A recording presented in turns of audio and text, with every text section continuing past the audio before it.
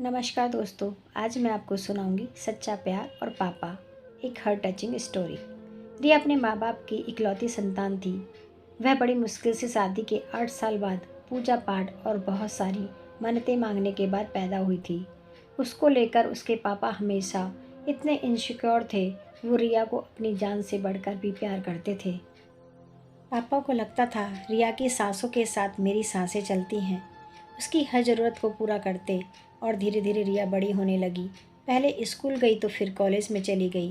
वो पढ़ने में बहुत इंटेलिजेंट थी और वह कॉलेज में भी बहुत अच्छे नंबर लेकर पास होती रही। रिया के कॉलेज जाने के बाद ज़िंदगी में एक सोनू नाम का लड़का आया। उसके विचार रिया से बहुत मिलते थे। उन दोनों में इतनी दोस्ती हो गई, उन दोनों को पता ही नहीं चला कब दोस्ती प्यार में बदल गई। और सोनू एक पंडित फैमिली से था और रिया जाट फैमिली से थी। पर रिया को ये बात बहुत अच्छे से पता थी कि पापा लव मैरिज के बहुत खिलाफ हैं। रिया अपने पापा के इस नेचर को बहुत अच्छे से जानती थी। उसको पता था कि मेरे पापा इस बात को कभी भी पसंद नहीं कर सकते। रिया के पापा को यह बात बिल्कुल भी पसंद नहीं थी कि मेरी बेटी इंटरकास्ट लड़के के साथ शादी करे। रिया को पता था क्योंकि उसने अपने पापा को बचपन से ही इस बात के खिलाफ बोलते हुए देखा था। अब रिया इस कश्मकश में थी। एक तरफ पापा थे और एक तरफ उसका प्यार। रिया ने जब सारी बात पापा को बताई तो पापा ने एक ही जवाब था कि सोनू के साथ शादी तो मेरे साथ रिश्ता ख़त्म। अब रिया को प्यार और पापा में से एक रिश्ता चुनना था। रिया अपने पापा को कभी भी दुखी नहीं देख सकती थी। रिया के लिए ये टाइम बहुत मुश्किल वाला था।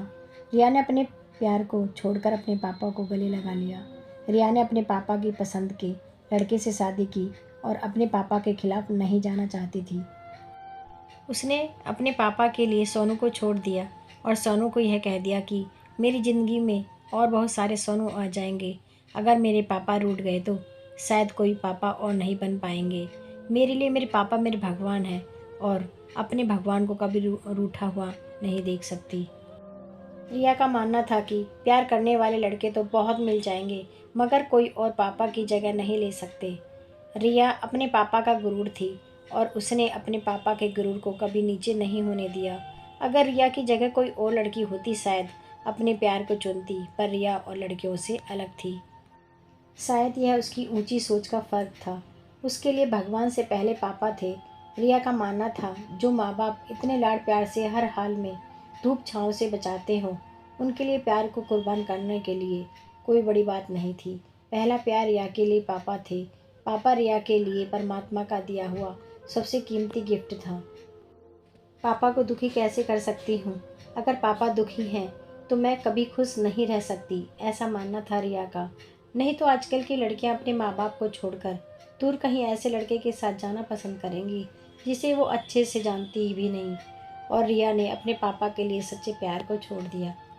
प्यार करने वाले लड़के तो बहुत मिल जाएंगे, पर माँ बाप जैसे दुनिया में कोई नहीं बन सकता।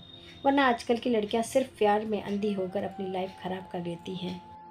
मेरी इस कहानी से आपको यह शिक्षा मिलती है कि प्यार सब कुछ नहीं होता। माँ बाप से बढ़कर किसी और का प्यार इतना कीमती नहीं हो सकता। धन्यवाद।